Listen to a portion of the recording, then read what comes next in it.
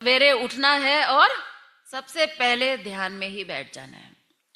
अभी तक आपसे कहा गया है कि उठो और अपने बिस्तर पर ही, शिविर में यही सुना है ना। आज मैं आपसे कह रही हूं कि उठो और बिस्तर छोड़कर थोड़ा सा अलग बैठकर ध्यान करना शुरू करो। हमेशा छोटी क्लास में ही तो नहीं रहना है ना, वो तो शुरुआत थी।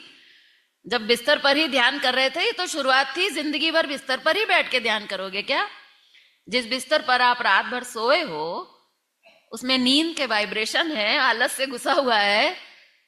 तो ठीक है, शुरुआत करने के लिए बहुत बढ़िया है, लेकिन आगे बढ़ने के लिए आप कोशिश करें कि उस स्थान को थोड़ा छोड़कर ध्यान का अभ्यास करने का सोचा जाए। तो ये पहली साधना है।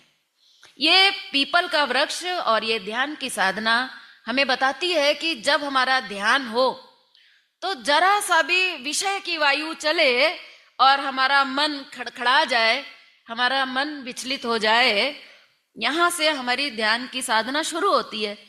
जब हम शुरू में बैठते थे, शुरुआती अवस्था हमारी क्या थी कि जरा सा कोई विचार आ गया, जरा सी कोई बात याद आ गई, जरा सा कुछ हुआ तो हमारा मन, इंद्रियां सब चंचल हो उठते हैं।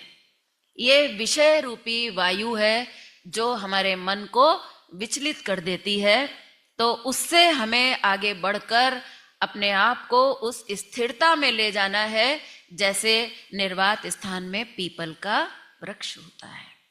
ध्यान में हमें उस स्थिति को प्राप्त करनी है जहां हम बैठे और ध्यानम निर्विषयम मना, ध्यान निर्विषय हो जाए, उस शून्य अवस्था को हम प्राप्त हो जाएं, जिस शून्य अवस्था का और जिस ध्यान का हम लोग बड़े विस्तार से चर्चा सुन चुके हैं। ये है सबसे पहली साधना कि उठिए और ध्यान में बैठिए।